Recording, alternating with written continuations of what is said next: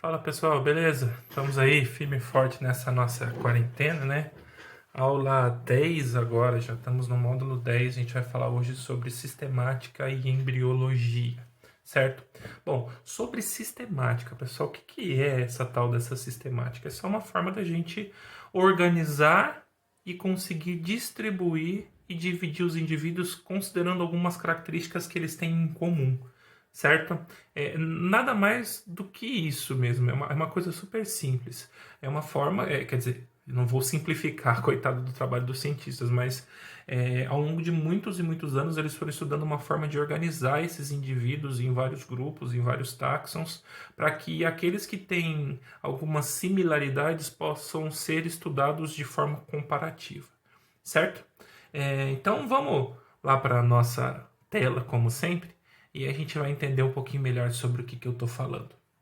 Sobre sistemática, vocês precisam compreender que essa classificação ela vem sempre do grupo mais abrangente para o grupo mais específico, certo? Que tem uma única função, ajudar na separação, identificação e classificação dos indivíduos. Então a gente tem lá o reino, depois o filo, depois a classe, depois a ordem, depois a família, depois o gênero, depois a espécie. Tem outras subdivisões aqui dentro, mas não faz muito sentido a gente se aprofundar nisso, certo? Tem um jeitinho rápido de lembrar isso. É só lembrar da palavra reficofage. Reficofage. Reino, filo, classe, ordem, família, gênero, espécie, certo? Aqui a gente tem um exemplo, ó. Reino é o reino animal, nesse caso aqui como exemplo, que é o mais abrangente, certo? Depois, dentro do reino animal, eu tiro exclusivamente os cordados. Depois, dentro do filo dos cordados, eu tiro exclusivamente os mamíferos, que é uma classe. Depois, dentro dos mamíferos, eu tiro exclusivamente os carnívoros, que é uma ordem. Depois, dentro dos carnívoros, eu tiro exclusivamente uma família, que são os canídeos. Depois, o gênero Canis. E, por último, eu tenho a espécie. Então, aqui é o mais abrangente e aqui é o mais específico. É como se fosse um conjunto matemático, onde você pega um único reino. Dentro desse reino estão contidos vários filos. Depois você pega um único filo e dentro desse único filo estão contidas várias classes. E assim por diante, certo? Outra forma de dividir os seres vivos, além dos 5 reinos, a gente tem também os 3 domínios. Seria o domínio bactéria, que encontra todos os indivíduos do reino Monera, certo? O domínio Arquea, que também seria dentro do reino Monera, na classificação em 5 reinos, certo? E depois o domínio Eucária, que é o mesmo grupo que apresenta, tirando Monera, todos os outros 4 reinos, que seria o reino protista, o reino fúngio, o reino plante e o reino animal, certo? Vamos ver se vocês entenderam esse assunto. Ó. Analise a organização dos seguintes grupos animais. Então tem lá classe aves, família Psittacidae, depois 6 espécies. Tá? Anodorhynchus e Acíntios, que seria a arara azul grande, Anodorhynchus glaucus, arara azul pequenas, Araraúna, arara carindé, Aramacal, que seria araracanga, Amazona estiva, papagaio verdadeiro, e Amazona brasiliensis, papagaio da cara roxa. Bom, a pergunta é, a taxonomia dos grupos listados compreende a 3 gêneros e 6 espécies, diz a letra A. Vamos ver aqui, ó, sempre o primeiro epíteto é o epíteto de gênero. Eu tenho o gênero Anodorhynchus, certo? O gênero Ara e o gênero Amazona. Beleza. 6 espécies, 1, 2, 3, 4, 5, 6. Cada um com esses nomezinhos diferentes é uma espécie. Beleza. Pertencentes todos à mesma ordem, a gente tem que lembrar que a classificação biológica ela tem lá reino, filo, classe, ordem, família, gênero e espécie.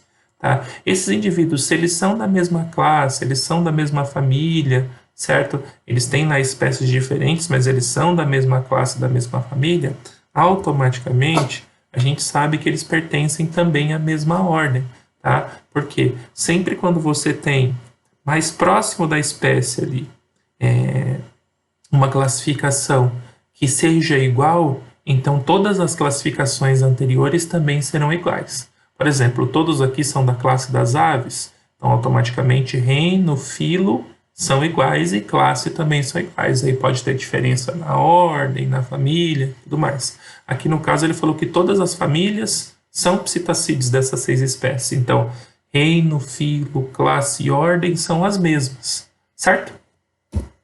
Bom, dentro da sistemática também da taxonomia, pessoal, tem classificações de grupos para a gente conseguir separar esses indivíduos, como é o caso aqui, ó. Eu tenho o grupo que eu chamo de monofilético, um grupo que eu chamo de parafilético e o grupo que eu chamo de polifilético. Aqui o monofilético está representado pela corzinha amarela. O que significa um grupo monofilético? É quando você pega todas as espécies que são derivadas de um único ancestral comum, certo? Incluindo até mesmo esse ancestral. Então eu tenho aqui, ó, em amarelo, certo? Esse ovinho amarelo aqui, aves, crocodília, leptossáurea e testudines, ou seja, são aves e répteis. Todos eles têm um ancestral comum que fica aqui abaixo do reptíleo, certo? Então esses indivíduos formam um grupo monofilético. Depois, grupo parafilético está aqui representado por azul. O que é o grupo parafilético? Inclui um grupo de descendentes com um único ancestral comum, porém eu excluo alguns desses indivíduos. Como é o caso aqui, eu coloquei só os répteis e não coloquei as aves. Então, esses indivíduos fazem um grupo parafilético. Todos eles têm um único ancestral comum, que fica aqui no reptíleo, certo? Nesse eixo aqui, mas eu excluí as aves. E o último eu tenho o grupo polifilético, que aqui está representado por vermelho. É onde você não inclui boa parte dos indivíduos que têm um ancestral comum. Então, a gente tem aqui, ó, mamália e aves, certo? Esses dois indivíduos, eles têm um ancestral comum? Tem, aqui no amniota, certo? Mas eu excluí todos esses caras, testudines, leptossáurea, crocodília e todas as passagens desses ancestrais comuns. Então, eu formo um grupo polifilético, certo? Dentro da sistemática moderna, outra coisa que é importante que vocês saibam também são algumas características que nos ajudam a separar e identificar esses indivíduos. E eu consigo colocar essas características em 3 grupos. Característica primitiva, que é chamada de plesiomorfia, ou característica plesiomórfica. Característica derivada, que eu posso chamar também de apomorfia, certo? E também a sinapomorfia. Qual que é a diferença dessas 3? Tá? Aqui, como exemplo, eu vou usar o grupo dos mamíferos vertebrados, tá? Para poder explicar melhor para vocês. Bom, eu tenho aqui a plesiomorfia sendo uma característica antiga, certo? Uma característica que é encontrada em vários indivíduos de um mesmo grupo. Por exemplo, eu falo que os mamíferos têm esqueleto, mas dentro do grupo dos vertebrados, todos eles têm esqueleto. Então, para os mamíferos, a existência de esqueleto é uma característica plesiomórfica e primitiva, surgiu antes deles. Depois eu tenho um exemplo de característica derivada, que é chamada de apomorfia. Por exemplo, é uma característica mais recente. Tá? Dentro do grupo dos vertebrados, o único grupo que tem pelos são os mamíferos. Os seus ancestrais não possuíam pelos, então eles têm pelos como uma característica mais derivada, uma característica apomórfica. Tudo bem? Serve para identificar o grupo dos mamíferos. Achou lá um vertebrado com pelo, é mamífero. E por último, sinapomorfia é uma característica que é presente naquele indivíduo, naquele grupo, mas ela também é compartilhada com outros tantos indivíduos, como é o caso também do pelo. Tá? Se eu falar, por exemplo, que dentro do grupo dos mamíferos, vários mamíferos têm pelo, a existência de pelos para os mamíferos é também considerada uma sinapomorfia, já que eu tenho os mamíferos carnívoros, eu tenho os mamíferos herbívoros, eu tenho vários grupos de mamíferos que possuem pelos. Então, pelo também é uma característica sinapomórfica para os mamíferos. Certo, pessoal? Vamos ver então se vocês compreenderam. O cladograma ilustra as relações filogenéticas dos animais vertebrados. Então, tem aqui grupo 1, grupo 2 em cinza e grupo 3 em mais escuro. A interpretação do cladograma permite afirmar que o grupo 1 é monofilético, ó, o grupo 1 representado aqui por cinza, é monofilético, sim, verdadeiro é monofilético, e caracterizado pela endotermia e viviparidade, ou seja, todo mundo que tem aqui, que se encontra nesse grupo é endotérmico e coloca ovo, eles são vivíparos. Desculpa, os filhotes nascem de dentro da fêmea, a viviparidade é nascer o filhote dentro da fêmea. Não, todos eles são ovíparos e não vivíparos, por isso Essa 1A é falsa. 2. O grupo 2 é parafilético. Então aqui nós temos o grupo 2, que esse cinza é um grupo parafilético. Sim, pois seus subgrupos integrantes apresentam diferentes origens. Sim, pessoal, esses caras aqui, por exemplo, tartarugas, a origem vem direta dos répteis. Leptossauro vem dos diapsida, crocodilianos vem dos arcossauro. Então cada um tem uma origem diferenciada. Todos têm um ancestral comum? Sim, está aqui no grupo dos reptilianos, certo? Mas tem outros ancestrais para cada um desses ramos. Por isso, a letra B que é a correta, certo? Bom, galerinha, compreendido então sobre a taxonomia, a gente pode ir para o próximo passo, que é a embriologia, tá? Depois das definições de separação dos indivíduos e tudo mais, e esse entendimento que esses indivíduos como um todo eles são relacionados evolutivamente, a gente pode passar para a embriologia, que também é estudada de forma comparada, ou seja, quando eu pego lá o grupo dos cordados ou do grupo dos vertebrados e estudo o desenvolvimento embrionário deles, eu consigo fazer uma comparação entre esse desenvolvimento embrionário. Nas primeiras semanas, os embriões de peixes, anfíbios, répteis, aves e mamíferos, eles são muito semelhantes, certo? Então vamos compreender um pouquinho, juntos comigo ali na tela, o que é embriologia e o que ela estuda, tudo bem? Bom, pessoal, para dar sequência então à nossa aula, a gente vai agora para o desenvolvimento embrionário, certo? Vamos entender o que é esse tal da embriologia, como que acontece o desenvolvimento. Bom, a primeira coisa que é importante é que vocês saibam que todos os estudos de embriologia eles são feitos de forma comparada. Então a gente tem, por exemplo, a maioria dos estudos aí apresentados nos livros de vocês são a embriologia, desenvolvimento embrionário do anfíoxo, que é muito semelhante a um de um ser humano, que dá para fazer comparação facilmente, tá? Desde a formação do zigoto até o nascimento do indivíduo, você tem uma sequência de passos de desenvolvimento embrionário, tá? O primeiro passo, então, é a segmentação, que também pode ser chamado de clivagem, é onde você tem o maior número de divisões celulares e o mais rápido possível, tá? Essas divisões elas vão acontecendo, para dar volume em número de células, certo? Para iniciar as próximas etapas. Depois a gente tem a etapa de gastrulação, onde tem a formação dos folhetos embrionários propriamente ditos, que são ectoderme, mesoderme e endoderme.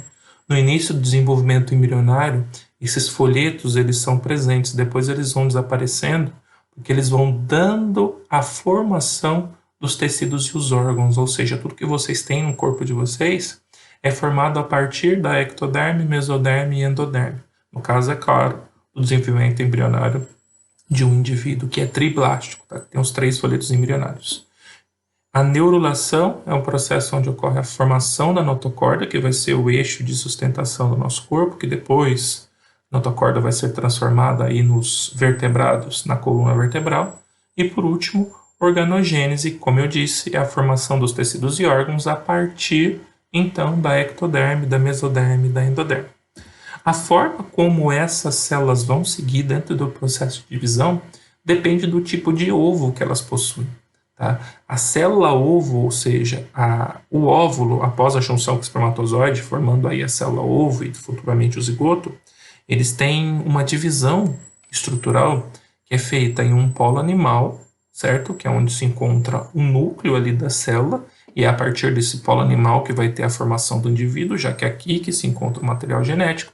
E do outro lado, um polo vegetativo, tá? Que é cheio de vitelo. O vitelo tem a função de nutrir o embrião durante o seu desenvolvimento. Ou seja, aqui no polo vegetativo eu carrego energia para que as divisões aconteçam, e aqui no polo animal eu carrego o material genético e a estrutura celular para dividir propriamente dita a célula.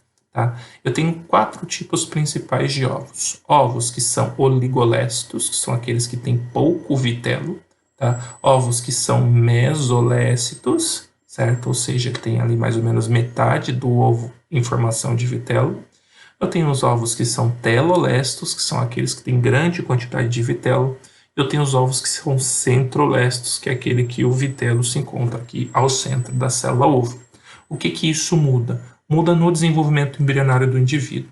Quanto mais vitelo eu tenho dentro da célula ovo, mais me mostra que esse indivíduo ele depende da formação embrionária estritamente do material energético que se encontra dentro do ovo.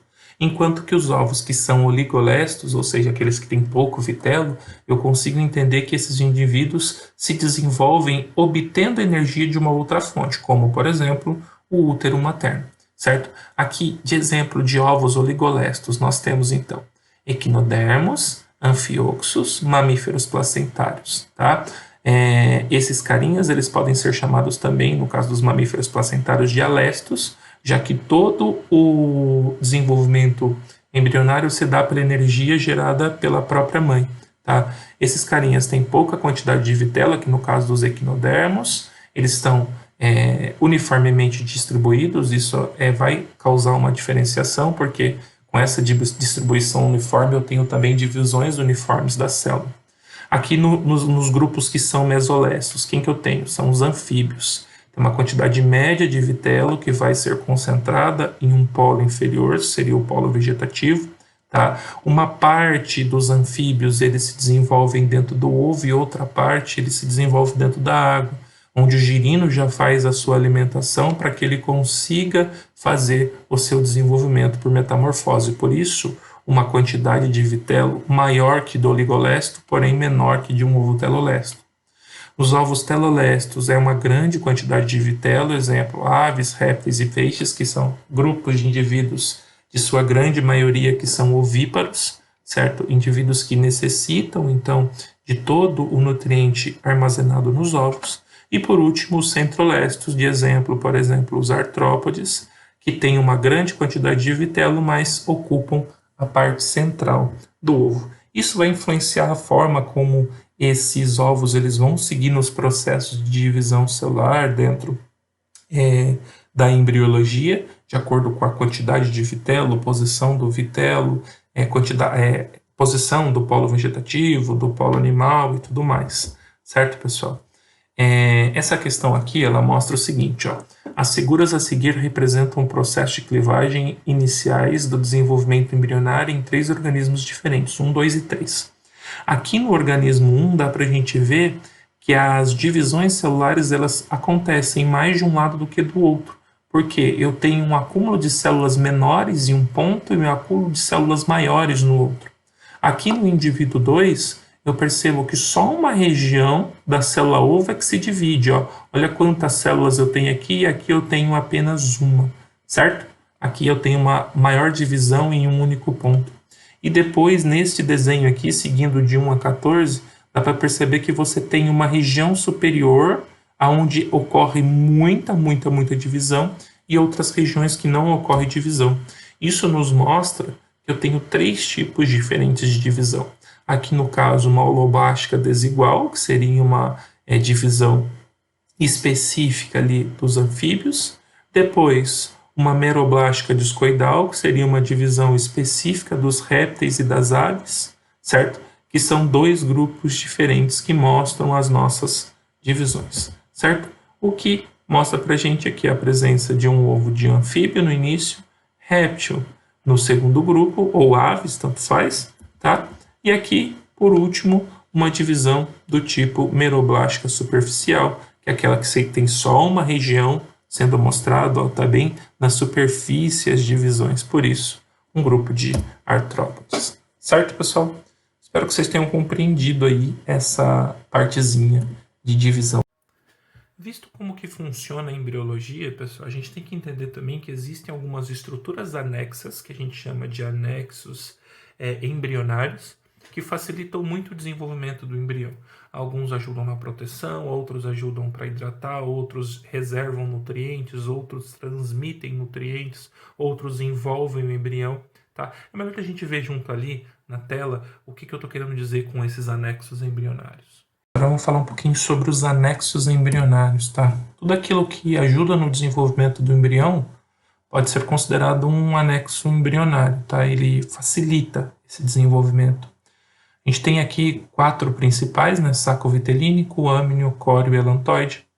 O saco vitelínico ele tem a função principal de armazenar substâncias nutritivas para o desenvolvimento do embrião. Tá? É o que a gente chama de vitelo, certo? O âmnio, ou também bolsa amniótica, ele vai conter um líquido, que é chamado de líquido amniótico, que tem a função principal de evitar desidratação, fazer controle de temperatura e também reduzir os choques mecânicos no embrião, certo? Vamos supor que, sei lá, a mãe acaba tomando um esbarrão na barriga. O bebê não vai sentir 100% desse impacto, porque o líquido amniótico ele reduz essa transmissão de energia. O córeo, uma película bem fina que tem a função de, ela vai, na verdade, envolver, né, o embrião e vai facilitar muito as trocas gasosas, tudo bem? No caso dos mamíferos, ela vai ter a ligação com a formação da placenta, tudo bem? O alantoide, ele é uma estrutura muito importante porque ele dentro dos ovos, é quem armazena as excretas urinárias, as excretas nitrogenadas, que seriam extremamente tóxicas para o embrião caso elas se encontrassem dentro do mesmo espaço que o embrião se desenvolvendo, certo? O alantoide, ele vai também reduzir a quantidade de cálcio do ovo, para, no caso dos indivíduos sendo formados, ele vai depositando esse cálcio nos ossos para ajudar o esqueleto a sua formação, e também vai deixando a casca cada vez mais fina, facilitando então o embrião, quando ele precisar sair ali, quando ele acabar o desenvolvimento, no caso das aves, dos répteis, ele consiga romper a casca. Tá? Aqui tem um exemplozinho de um ovo, certo? Então a gente tem aqui externamente a casca do ovo, tudo bem? Aqui o embrião em desenvolvimento ligado ao embrião saco-vitelínico, certo? Que dá os nutrientes para ele, alantoide, o córeo, que faz esse revestimento, a cavidade amniótica, onde fica o líquido amniótico, aqui uma bolsa para troca de gases, certo? Essa estruturazinha que é para onde a gente quebra o ovo lá da galinha quando ele está cozido, é uma bolsa que fica cheia de ar, tá? Esse exercício aqui é bem tranquilo. Ele diz assim, o desenho acima mostra um ovo terrestre de um réptil. As setas 1, 2, 3 e 4 correspondem respectivamente a. Então a gente tem aqui, primeiro, vamos identificar o embrião. Está aqui, ligado ao embrião, estrutura 3, que é quem armazena todos os nutrientes. Estrutura que era essa? O saco vitelínico, é a estrutura 3, tudo bem? Aqui, ó, essa estruturazinha aqui, que além de ajudar na troca de gases, está ligado ao embrião para fazer armazenamento de excretas nitrogenadas. Que estrutura será que é essa? Bom, vamos adiantar aqui. Então, nós temos a estrutura 1 como a estrutura da alantoide, a estrutura 2 aqui ligado, que reveste todo o embrião, é o córeo. Tá? Aqui nós temos o saco vitelínico, e aqui o 4 se encontra o amnion, que reveste apenas o embrião. Certo? Então, letra A, alantoide, córeo, saco vitelínico e amnion. Temos também anexos embrionários ligados ao desenvolvimento dos indivíduos placentários, como é o nosso caso. Tá?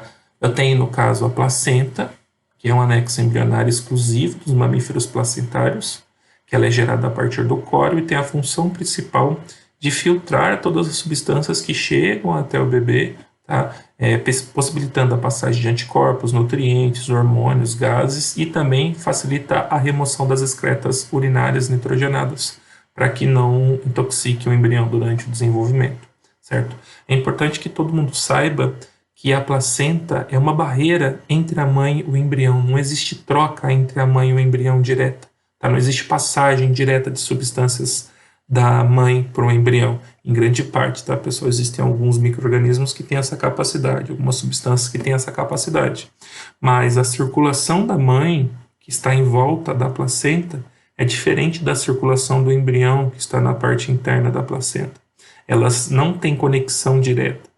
Tudo que é substância que precisa passar da mãe para o embrião, ou excreta que precisa ser passada do embrião para a circulação da mãe para ser jogada para fora, ela é passada pela parede do útero por difusão, certo? Chegando ou ligando a parede do útero ao bebê, nós temos o cordão umbilical. Esse cordão umbilical, ele tem uma veia bem calibrosa e duas artérias. As artérias servem para levar do bebê para a placenta o gás carbônico, os restos de excretas nitrogenadas e tudo mais. E pela veia chega para ele oxigênio e nutrientes, certo? Tudo isso pela veia umbilical e sai pelas artérias umbilicais, certo?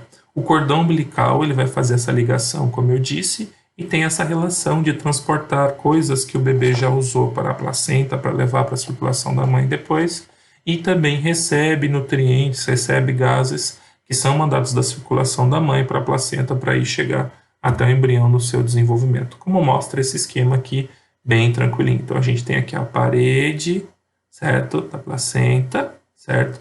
A placenta ligada ao cordão e o cordão ligado ao bebê. E por ali recebe tudo o que é necessário, tá? Aqui a gente tem o exercício da FGV que diz assim, ó, a figura ilustra os vasos sanguíneos maternos e fetais na região da placenta responsável pela troca de gases respiratórios, oxigênio e dióxido de carbono. Como a circulação e a ventilação pulmonar dos fetos só iniciam após o nascimento, conclui-se que o sangue do cordão umbilical é conduzido a. Pela veia sob alta concentração de gás carbônico e baixa pressão hidrostática.